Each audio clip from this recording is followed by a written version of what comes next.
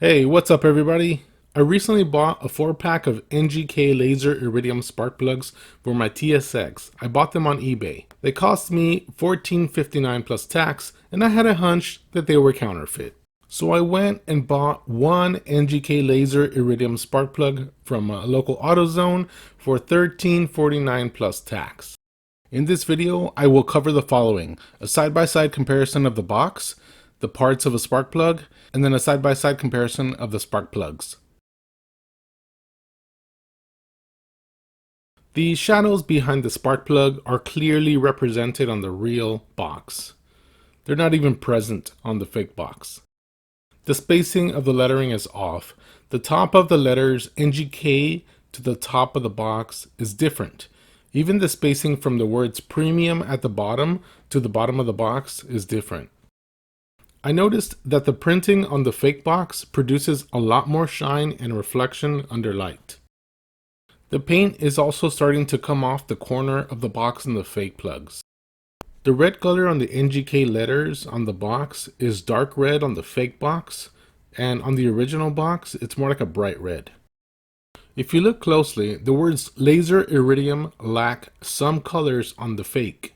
It's like the fake box is missing some shades of each of the colors, and as a result, most of the blue is missing on the letters D and S on the fake box. And if you look down at the words premium, that bar that's around it on the real box, it actually has like a little bit of a fade out, or like a, you could actually see a gradient. But on the fake box, they're just really flat and just white all around. They don't really have like that shading at the end. The fake box says made in Japan, and the real box says assembled in the USA. And the real box also has the EAC versus the other symbols on the fake. Notice that the warning triangle is sharp at the corners and colored orange in the real box, and on the fake box that triangle has rounded corners and is missing the orange color. I also noticed that the fake box is a little bit shorter than the real box. If you look at the box edges, they're more rounded on the fake versus very crisp on the real box. You can even notice some bowing on the fake box. The fake box has what looks like a cheaper type of cardboard, maybe even a recycled one. I noticed that if you put a light behind the box, the printing on the real box becomes visible from the inside out. On the fake box, you can't see through the cardboard. Keep in mind that some fakes will do a good job at copying the printing on the box. Let's go over some of the basic parts of a spark plug. At the top, you have the terminal, and then you have this white ceramic insulator. Over the ceramic insulator is this metal shell that has threads. Those threads are attached to that curved little hook that is called the ground electrode. If we look inside, the terminal extends all the way down to about the center, and then you have this ceramic resistor inside. Going more down after the ceramic resistor is the center electrode, and it has a copper core.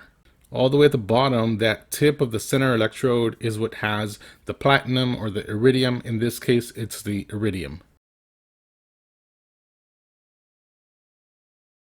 The first thing I noticed was the difference in this protector. So the fake plugs come with a cardboard protector and the real plugs come with a clear plastic protector. Let's take a look at the terminal. If you look where the terminal meets the ceramic insulator, you can see that the real plugs have a lip that flares out a bit, and the lip on the fake is flat with no flare.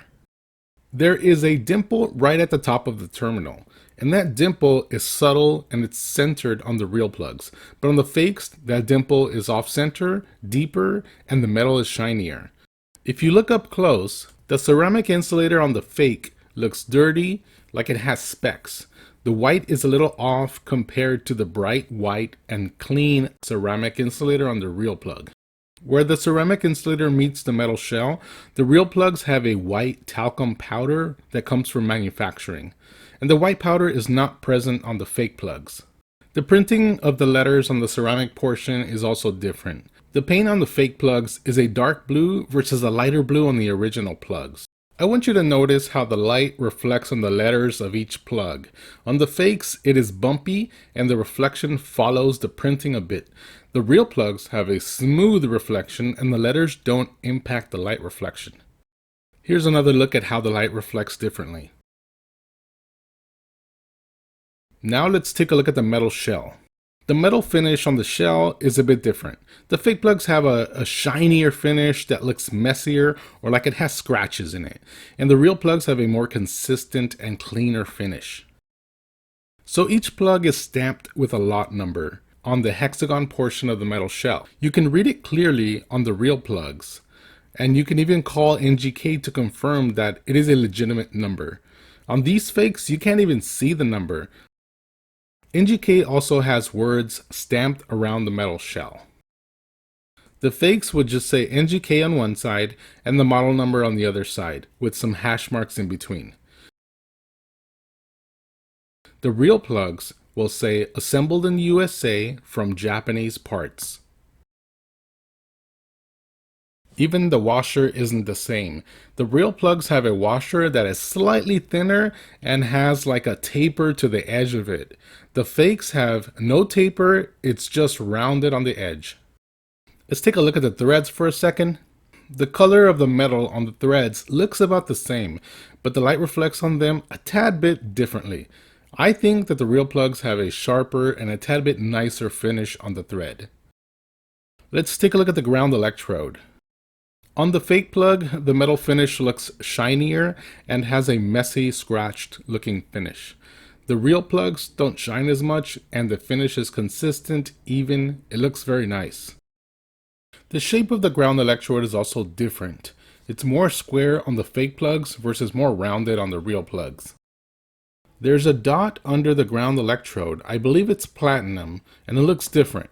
On the real plugs, the dot is more smooth and subtle and it doesn't stick out. On the fake plugs, that dot is shinier, it sticks out more, like it's on top of a metal surface instead of inside the metal surface. Let's take a look at the center electrode. The ceramic insulator at the electrode is a little dirty on the fake plugs. The ceramic insulator on the real plugs looks bright, white, and clean. The center electrode on the real plugs has iridium at the tip, and it looks almost burgundy right at the tip of the electrode. The fake plugs don't even differ in color at the tip.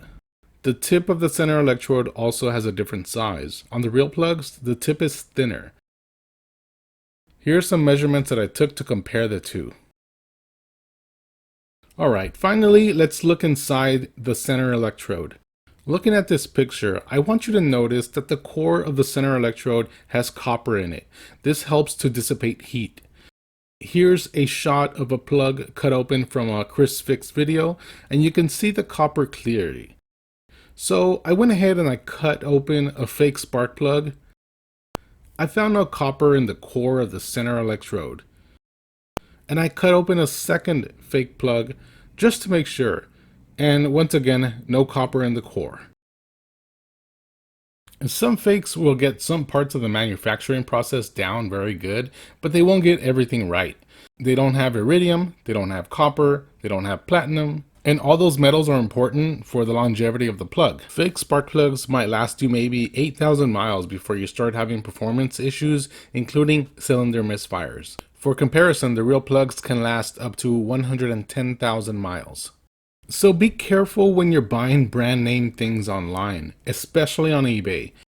If this video was helpful, please give it a thumbs up. If you have questions, leave them in the comments.